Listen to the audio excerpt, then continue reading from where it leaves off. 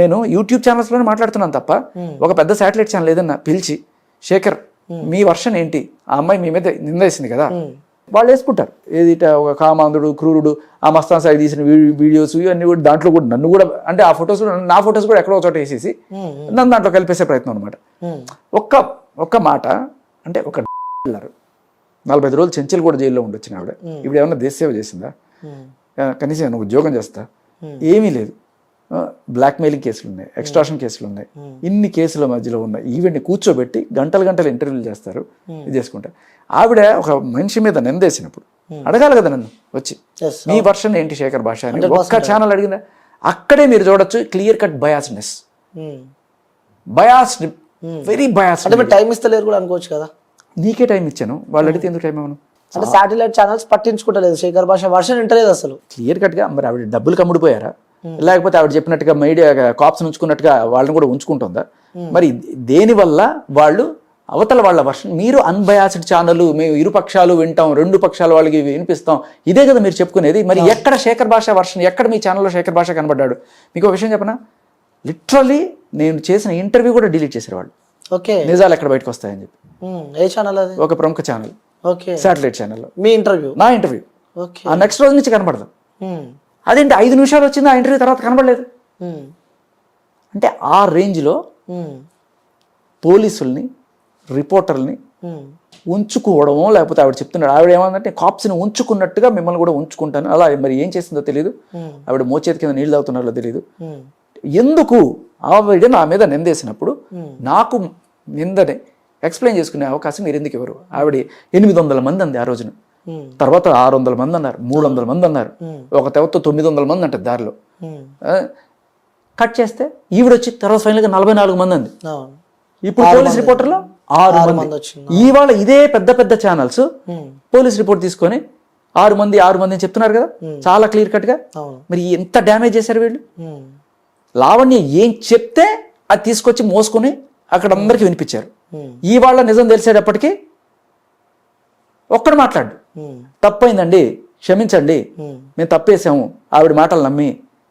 అసలు ఇవన్నీ కాదు, 800 600 కాదు, 6 మంది అయినా సరే వీళ్ళ అమ్మాయిల బతుకుల్ని రోడ్డుకి ఇచ్చి వాళ్ళందరినీ పాంప్లెట్లు పంచినట్టు పనిచేసింది ఆ వీడియోలు.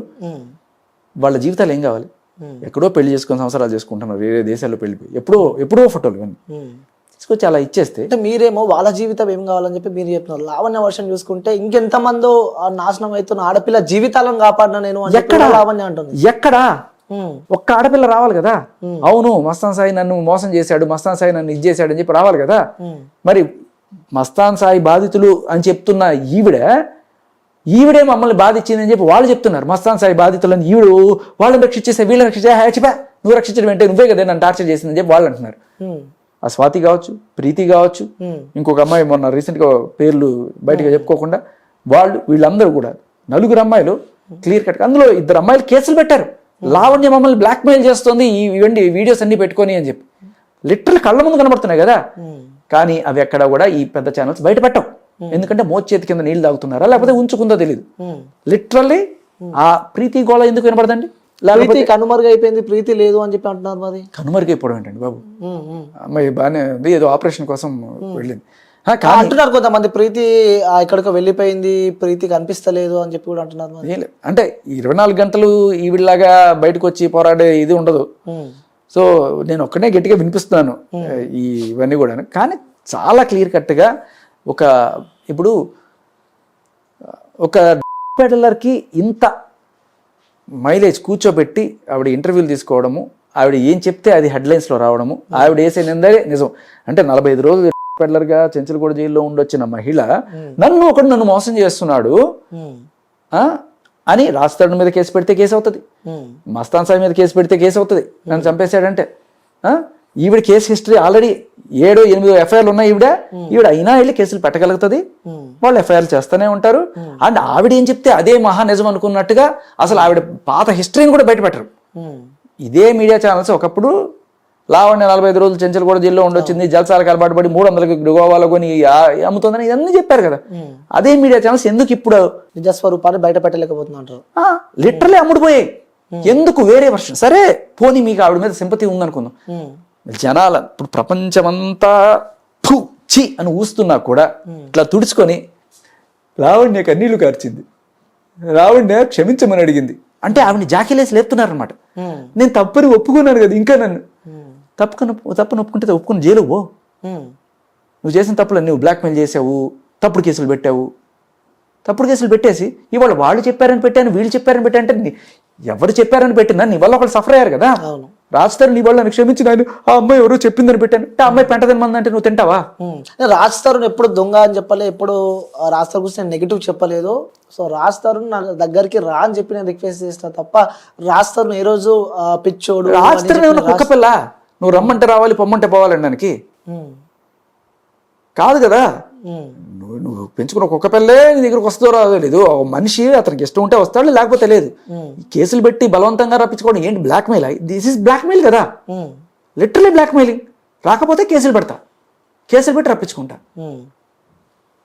సో ఈ బ్లాక్మెయిలింగ్ ధోరణే అందరితోనూ చేస్తుంది ఇవిడ. అండ్ అసలు ఈ విషయాన్ని ఇంత పెద్దది చేసిందే ఈ మీడియా. ఒక 4-5 రిపోర్టర్లు ఉన్నారు, అందులో ఇప్పుడు ఒక అమ్మాయి పేరు వినబడుతుంది. ఈ అమ్మాయి నన్ను మోసం చేసింది, నేను ఎంతో 40,000 ఇచ్చాను 30,000 ఇచ్చాను అది అని చెప్పి. అంటే ఈవిడికి డబ్బులు ఇవ్వడం ఇవన్నీ అలవాటు, ఈవిడికి డబ్బులు ఇవ్వడం అలవాటేనా? ఒకవేళ నిజంగానే ఇచ్చుంటే చూపించమనండి, ఎవరికి ఇచ్చింది డబ్బులు, ఎంత ఇచ్చింది చూపిస్తే అప్పుడు అర్థమైపోతుంది కదా ఎవరెవరికి ఇచ్చిందో. అర్థమైందా మీకు? సో ఎవరెవరికి ఇచ్చిందో ఈవిడికి ఇచ్చానని చెప్పుకుంటూ ఇది చేస్తున్నారు. కారణం ఏంటి చెప్పనా? క్రైమ్ రిపోర్టర్లో 6 మంది గ్రూప్ ఉన్నారు. ఈ 6 మంది గ్రూప్లో ఒక 5 మంది మగవాళ్ళు ఉంటే ఈ ఒక్కతే అమ్మాయి. సో మరి పార్టీలను లేకపోతే మందు పార్టీలను ఏ పార్టీలకైనా పిలిచినప్పుడు మేబీ అమ్మాయి ఎల్లు ఉండకపోవచ్చు. ఓకే, వీళ్ళని కూడా పిలుస్తుందా జర్నలిస్టులని? అఫ్ కోర్స్ 3 సార్లు వీళ్ళు 3 సార్లు పార్టీలు చేసుకున్నారు శుభ్రంగా. ఓకే, జర్నలిస్టులు అంతా కలిపి. ఎస్. ఓకే, మీ దగ్గర ఎవిడెన్స్ ఉందా? ఉంది. చూపిస్తారా? మీకు వినిపిస్తాను, మీరు నేను విన్నది చెప్పండి. ఓకే ఓకే, తర్వాత వినిపిస్తా అంటారు. ఓకే, ఎందుకంటే ఒక జర్నలిస్టులపై మీరు నింద మోపుతున్నారు ఇప్పుడు, అంటే వాళ్ళు కూడా సమాజం కోసం పోరాటం చేశారు. కాదు ఒక జర్నలిస్ట్ పైన నింద మోపడం అనేది ఇప్పుడు ఆవిడే స్టార్ట్ చేసింది కదా. ఒక జర్నలిస్ట్ మీద నింద మోపడం అనేది ఆవిడ స్టార్ట్ చేసింది కదా. సో జర్నలిస్టులు చేసే పని ఏంటండి? 800 మంది అని అన్నారు కదా, అది నింద కదా. ఇప్పుడు 6 మంది అన్నారు, జర్నలిస్టుల పైన నింద మోపకూడదండి, వాళ్ళు మాత్రం అందరి మీద నిందలేయచ్చండి, అంతేనా మీరు చెప్పేది? మరి 800 మంది రాశారు కదండి, 800 మంది చుట్టాలు అందరూ ఉన్నారు, అన్ని ఛానల్స్ రాయలే కదా అలా. సో మాకు తెలిసిన వార్తలు మాత్రమే రాయగలుగుతాం. ఏ ఛానల్స్ అయితే రాశారో వాళ్ళనే నేను అడుగుతున్నాను. ఓకే, నిందలు మీరు మాత్రమే వేయాలి. రిపోర్టర్ల మీద నిందలేస్తే అమ్మో తప్పు, మేము ఉండేది నిందలేయడానికి, మా మీద ఎవరు నిందలేయకూడదు, అంతేనా? ఓకే, నిందలు వేస్తారు మీరు, సాక్ష్యాలు చూపిస్తాను నేను, ఆధారాలు లేకుండా ఏది మాట్లాడు. అంటే శేఖర్ భాష గారికి ఎక్కడ ఏం పని ఉండదు అసలు, ఇవే ఏం జరుగుతుంది సమాజంలో, దానిపై ఏం తీసుకురావాలి, ఏం చేయాలి. కానీ నిజంగా చెప్పన్నా, ఈ రాస్తారు లావణ్య ఇష్యూ వాళ్ళు ఎంత సంపాదించిన వాళ్ళను అదే అంటున్నా, నువ్వు ఒక నింద నా మీద ఏముందంటే ఈ సమాజంలో నేను మిమ్మల్ని ఇంటర్వ్యూ చేస్తుంటే ఇక్కడ క్వశ్చన్స్ వచ్చిన నా దగ్గరికి, సో వాళ్ళ క్లారిటీ ఇవ్వాలని చెప్పి నేను అడుగుతాను. ఎంత నాకు తెలిసి మాత్రం మంచిగా బిగ్ బాస్ అయితే పోయి వచ్చినావు. బిగ్ బాస్ పోవడానికి అంత ముందే వచ్చింది, లాస్ట్ ఇయర్ నాకు ఆఫర్ వచ్చింది. కావాలంటే తెలుసుకున్నారు బిగ్ బాస్ వాళ్ళని వెళ్ళి అడగండి, చాలా క్లియర్ కట్ చెప్తారు వాళ్ళు.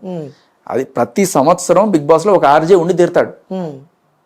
ఎంతమంది ఆర్జేలు ఉన్నారు మీరు గమనిస్తే, ఆ ఆర్జేలు అందరూ కూడా ఇలా రాస్తారో లేకపోతే ఏదో కేసుల్లో. చాలా మంది ఏమనుకుంటున్నారు అంటే, సో బిగ్ బాస్ ఈ రాస్తారు లావణ్య అడ్డం పెట్టుకొని బిగ్ బాస్ పోయిండు, ఫేమ్ అని తనకు కావాల్సి తను సంపాదించుకుంటూ బాగానే వెల్ సెటిల్, బిగ్ బాస్ ఎంత సంపాదించిండు, రెమ్యునరేషన్ ఎంత తీసుకుంటో, బట్ వీళ్ళందరి వల్ల మంచి ప్రాఫిట్ బెనిఫిట్ పొందిందంటే ఏకైక వ్యక్తి శేఖర్ భాష. బిగ్ బాస్ వల్ల నాకు ప్రాఫిట్ అవడం అంటే వాళ్ళు ఇచ్చిన రెమ్యూనరేషన్ ఏదో 2 వారాలు, నేను ఉన్నది 2 వారాలు దాంట్లో, ఆ 2 వారాలకు వచ్చే రెమ్యూనరేషన్ వచ్చింది. బట్ దాని వల్ల నాకు ఆపర్చునిటీస్ బాగా వచ్చినాయి. లైక్ క్రికెట్ ప్రో కబడ్డీకి కామెంటరేటర్గా స్టార్ స్పోర్ట్స్లో. సో ఇలా ఆఫర్లు వస్తున్నాయి, సినిమాలు వస్తున్నాయి, దానివల్ల వచ్చే ఆఫర్ వస్తుంది. అది ఏ బిగ్ బాస్కి వెళ్ళిన వాడికైనా వస్తుంది. దానికి ఏ రాజ్ తరుణ్ కేసో లేకపోతే ఏ కేసులో చేయగల ఏ బిగ్ బాస్. నిజం చెప్పాను, ఇది చాలా ప్లస్ అయింది కదా నీ లైఫ్ లో. ఇది ఏది ఈ కేసు ఒకటి, ఈ కేసులు పెట్టుకోండి నాకు సరదానా లే ఆ ఇష్యూ వల్ల ఇంకా శేఖర్ భాష చాలా మందికి తెలిసిండు. ఒకటి ప్లస్ గిస్సు అని అనుకునే ధోరణిలో నువ్వు చూస్తే నేను కూడా ప్లస్ అయింది అనే భావనలోకి వెళ్తే నేను ఎలా ఆలోచిస్తానంటే, మనం సమాజంలో ఒక మంచి కోసం పోరాడుతున్నప్పుడు మనకి దేవుడు మంచే చేస్తాడు. ఆ రకంగా నాకు మంచే జరిగింది. మీరు కూడా మంచి కోసం పోరాడితే మీకు మంచే జరుగుతుంది. ఈ రకంగా ఆలోచించండి, అంతేగాని వీడు లాభం కోసం చేశాడు, నేను ఎప్పుడు లాభం కోసం చేయలే, అది ఏది ఆశించి చేయలే, మనస్ఫూర్తిగా చేశాను, నమ్మి చేశాను. ఆ అబ్బాయిలకి అభంశుభం తెలియని అబ్బాయిలకి ఇట్లా హనీ ట్రాప్లు వేసి వాళ్ళని నానా రకాలుగా హింసిస్తున్నారనే పోరాటంతోనే వచ్చాను నేను. అది జరుగుతున్నాను. అప్పుడు దాకా ఏమన్నారు, ఓన్లీ రాజ్ తరుణ్ కోసం మాట్లాడారు, రాజ్ తరుణ్ డబ్బులు. మరి జానీ మాస్టర్ గురించి ఎవరు మాట్లాడారు?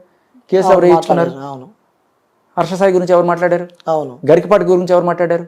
మిస్టర్ టీ గురించి ఎవరు మాట్లాడారు? ఇంకా ఇవి మీకు కనబడని బోల్డ్ ఉన్నాయి ఇంకా. కాకపోతే వాళ్ళని తీసుకెళ్లి మీడియాలో కూర్చోబెట్టినా మన సోకాల్డ్ మీడియా వాళ్ళు సెలబ్రిటీలు కాదు కదా, ఇంటర్వ్యూ చేశారు, లోపల పడేసుకున్నారు. అదేంటిరా, కొంతమంది అంటే ఓన్లీ వ్యూస్ కోసం చేసేవాళ్ళు ఉంటారు. నేను వ్యూస్ కోసమే చేసేటైతే మీరు కొన్ని ఛానల్ చూడండి, కనీసం పేరు కూడా వాళ్ళు అన్న వచ్చి మీరు నాకేమైనా డబ్బులు ఇచ్చారా? మీడియా చూడరు, ఎవరు పిలిచినా మీరు 100% పోయి మాట్లాడతారని చెప్పి ఒక అవేర్నెస్ కలిగించడం కోసమే చేస్తున్నాను, ఒక ఉద్యమంలా చేస్తున్నాను నేను. ఖచ్చితంగా ప్రతి ఒక్కరికి అవేర్నెస్ రావాలి. ఏదో ఒక రోజు నీ చప్పుడు ఢిల్లీలో వినబడాలి.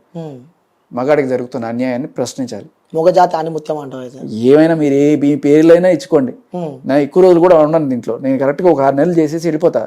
మీరు చేసుకోవాలనుకుంటే కంటిన్యూ చేసుకోండి. కనీసం ఒక చట్టమైనా నేను మార్చగలిగాను ఒక తృప్తితో నేను వెళ్ళిపోతా. ఎందుకంటే నాకు ఫ్యామిలీ ఉంది, నేను ఒకటి చేసుకోవాలి. ఎప్పటి నుంచో దీన్ని దీని నుంచి బయటపడదాం అనుకుంటున్నా కానీ పుట్టిన దానికి సరే ఇన్నాళ్ళు ఏదో తిన్నాం బతికాం. నాకు మీరు అంటున్నారు ఈ బిగ్ బాస్లో వచ్చిందని, మీకు తెలుసో లేదో సిటీ మొత్తం మీద ఎఫ్ఎంస్లో టాప్ పెయిడ్ ఆర్జే నేను. ఆర్జేస్ అందరిలోకి టాప్ మోస్ట్ పెయిడ్ ఆర్జే నేను. నాకు ఆల్ ఇండియా మొత్తం మీద highest number of IRF award గ్రహీత ఎవరన్నా అంటే అది నేనే. ఓకే, ఇది చాలా మందికి తెలియదు. ఏదో ఈ బిగ్ బాస్ అడ్డం పెట్టుకోనో లేకపోతే ఇంకోటి అడ్డం పెట్టుకుని సంపాదించుకోవాల్సిన అవసరం లేదు. ఇప్పుడు కామెంటరీ మళ్ళీ వచ్చింది, కానీ అంతకు ముందే 2018లోనే నేను I was India west Indies series commentary చేశాను నేను, ఇంటర్నేషనల్ సిరీస్. తెలియదు ఎవరికి. అదే అంటున్నాను, నేనేమి బజలు కొట్టుకోవాల్సిన పని లేదు, నాకు అంత కక్కుర్తి లేదు, అంత అవసరం కూడా లేదు. సో నేను ఈ 18 ఏళ్ళు ఇండస్ట్రీలో ఉండి ఏదో చేసుకుంటున్నా, మన నేను బతుకుతున్నాను, నేను సంపాదించుకుని కారు కొనుక్కున్నాను, ఇల్లు కొనుక్కున్నాను, ఏవో. బట్ ఐఎమ్ గుడ్, నాకు ఏ దరిద్రపు అలవాట్లు లేవు కాబట్టి పెద్ద ఖర్చులు కూడా ఏం లేవు. I'm happily living. కానీ ఒక మంచి ఆపర్చునిటీ వచ్చింది, బిగ్ బాస్ కాదు, జనాల్ని అవేర్ చేసి ఒక చట్టాన్ని మార్చగలిగే ఒక స్టేచర్ నాకు మీడియానే కల్పించినప్పుడు నేను తగ్గిపోయి ఎక్కడికో వెళ్ళిపోయి నాకెందుకులే అని చెప్పి అనుకుంటే, దేవుడిచ్చిన ఈ మంచి అవకాశం, ఒక మంచి చేసే అవకాశం ఉన్నప్పుడు జీవితంలో నేను చచ్చిపోయే లోపల అట్లీస్ట్ ఒక మంచి పని చేసిన తృప్తి అయితే నాకు ఉండాలి. అందుకే చేస్తున్నాను. ఎక్కువ రోజులు చేయకపోవచ్చు, కానీ ఆ చప్పుడు చేసిన రోజున ఢిల్లీలో. సో లావణ్యపై మీరు ఫైర్ అవుతున్నారు, సో నడుస్తున్నాయి కాంట్రవర్సీ కేసులు ఇవన్నీ నడుస్తుంటే, సో రీసెంట్గా లావణ్య ఒక ఇంటర్వ్యూ ఇచ్చిన, అందులో ముఖ్యంగా థ్యాంక్ యూ ఎవరికని చెప్పాలంటే అది శేఖర్ భాష గారికి. ఎందుకంటే ఎక్కడ పోయే ఇష్యూ ఎక్కడికో తీసుకొచ్చినందుకు థ్యాంక్ యూ సో మచ్ అని కూడా తను మీకు చెప్పడం జరిగింది. సో మన మీడియా ద్వారా తనకేం చెప్తారు మీరు లావణ్య గారికి? నాకు థ్యాంక్స్ వద్దు, ఈ విషయాన్ని మీరు ముగ్గురికి చెప్పండి, వాళ్ళు ముగ్గురికి చెప్పమని చెప్పండి, అంతే. ఓకే, సో అలా థ్యాంక్ యూ పెరుగుదాలంటారు కోరుకుంటున్నారు మీరు. ఓకే అన్న, సో ఇష్యూలో నడుస్తుంటే మస్తాన్ సాయి అసలు చాలా ఇంటర్వ్యూస్ చూసిన, బట్ మస్తాన్ సాయికి మీకు ఎక్కడ పరిచయం అన్న? అసలు ఇప్పటిదాకా అసలు ఏ రోజు వాడిని కలిసింది లేదు జీవితంలో. మస్తాన్ సాయిని ఇప్పటిదాకా నేను చూసింది లేదు. చూసిందంటే అది కూడా మరి మస్తాన్ సాయి అనేవాడిని మనం తీసుకురావడానికి కారణం అంటే మీడియా ముఖంగా తీసుకురావాల్సిన అవసరం లావణ్యకి పడింది. ఎందుకు అంటే లావణ్య రాజపైన పెట్టింది తప్పుడు కేసు అని ప్రూవ్ చేయడానికి మస్తాన్ సాయి FIR నేను గుంటూరు నుంచి పట్టుకొచ్చా. అవును.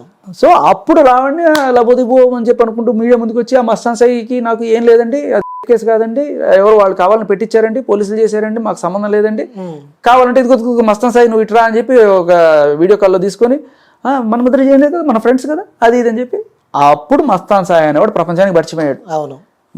తర్వాత ఇప్పుడు ప్రీతికి సంబంధించి ఇట్లా అన్నయ్య నాకు వాడు చేసి నన్ను వీడియోలు తీసి వాటిని పెట్టుకొని బ్లాక్మెయిల్ చేసి ఇంత చేస్తుందంటే చాలా తప్పు. తింటే అది చస్తుంది, అమ్మితే సరే ఆ కొనుక్కునేవాడు ఆల్రెడీ అలవాటు ఉన్నవాడు, బట్ ఇలా ఇంటికి వచ్చిన అమ్మాయికి బలవంతంగా చేసి వాడిని రొంపిలోకి దింపడం అనేది చాలా తప్పు అని చెప్పి నేను అమ్మాయికి సపోర్ట్ చేస్తుంటే అప్పుడు పోలీస్ స్టేషన్లో వెళ్ళి అమ్మాయి కేసు పెట్టినప్పుడు పోలీసులు సాక్ష్యాలు కోసం అడిగారు. ఆ రోజున ఎవరున్నారమ్మా నీతో పాటు నీకు అగెనెస్ట్ గా నీ సాక్ష్యం చెప్పడానికి, నీకు ఆ రోజు అమ్మాయి బలవంతంగా ఇచ్చిందని చెప్తున్నావు కదా, ఆ రోజు నీతో ఎవరెవరు ఉన్నారు అంటే మస్తాన్ సాయి ఉన్నాడు, శ్రీకర్ అని ఇంకో అబ్బాయి ఉన్నాడు, ఇలా ఒక 2-3 పేర్లు చెప్పింది.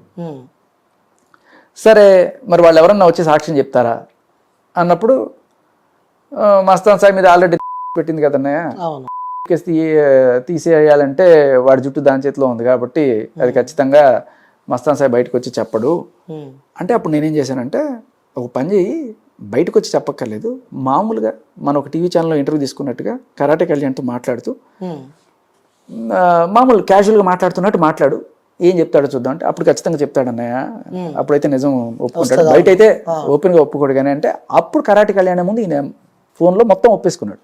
ఓకే, మొత్తం అంటే లావణ్య ఎట్టాని పనులు చేస్తుంది ఇవన్నీ కూడా. అప్పటిదాకా లావణ్య సాయి ఎక్కడున్నావు సాయి, వీళ్ళందరూ నేను అలవాటు చేశారంటారు, చెప్పు సాయి.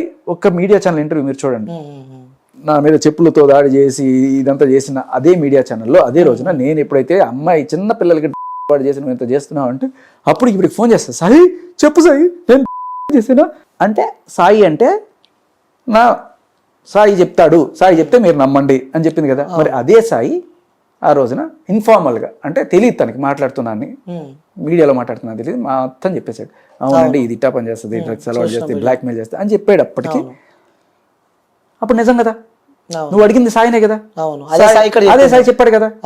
మరి వెంటనే సాయిని శేఖర్ భాష బ్లాక్మెయిల్ చేస్తాడు అంటే ఇప్పుడు ఏదో ఒకటి చెప్పుకోవాలి కదా బయటికి. సాయిని శేఖర్ భాష బెదిరించి చెప్పించాడు అంటే ఆ నెక్స్ట్ రోజు మళ్ళీ ఇంకో టీవీ ఛానల్లో, ఈవిడికి బాగా ఉదయ టీవీ ఛానల్లో ఆయన వచ్చి లేదండి నేను చెప్పిందంతా అబద్ధం అండి, ఈవిడ శుద్ధపూస అండి, అంతే బాగా చెప్పానా అని చెప్పి అంటాడు మస్తాన్ సాయి. అంటే నువ్వు మీడియాలో ఉన్నావు అని తెలిసినప్పుడు మాట్లాడింది నిజమా, లేదు అని చెప్పి క్యాజువల్గా మాట్లాడేది నిజమా? ఆఫ్ కోర్స్ మీడియాలో నమ్ముతారు, మీడియాలో ఇవాళ ఇగో ఇప్పుడు వచ్చి మాట్లాడు అని చెప్తే అందరూ వింటున్నారు అన్నప్పుడు ప్లాన్ గా మాట్లాడతావు, ఏం తెలియకుండా మాట్లాడేటప్పుడు నువ్వు నిజాలు మాట్లాడతారు. సో ఆ నిజం మాట్లాడాడు, అది అందరికీ అర్థమైపోయింది. ఇప్పుడు దాన్ని కవర్ చేసుకోవడానికి మస్తాన్ సాయి నా శత్రువు అని చిత్రీకరించుకోవాలి. ఇప్పుడు మస్తాన్ సాయి ఎప్పుడైతే శత్రువు అవుతాడు, నా శత్రువు కాబట్టి నాకు ఎగనెస్ట్ గానే చెప్తాడు.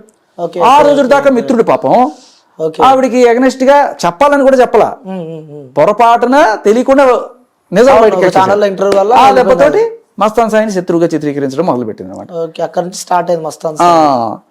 లేకపోతే మస్తాన్ సాయి ఇప్పుడు కోర్టుకు వచ్చి చెప్పాడు అనుకో, చల్లదు కదా. అవును, చల్లకుండా చేసుకోవాలంటే అతను శత్రువు చేసుకోవాలి. Okay, so totally entire issue చూసుకుంటే సో చాలా మంది పేర్లు బయటికి రావడం మనం చూస్తున్నాం.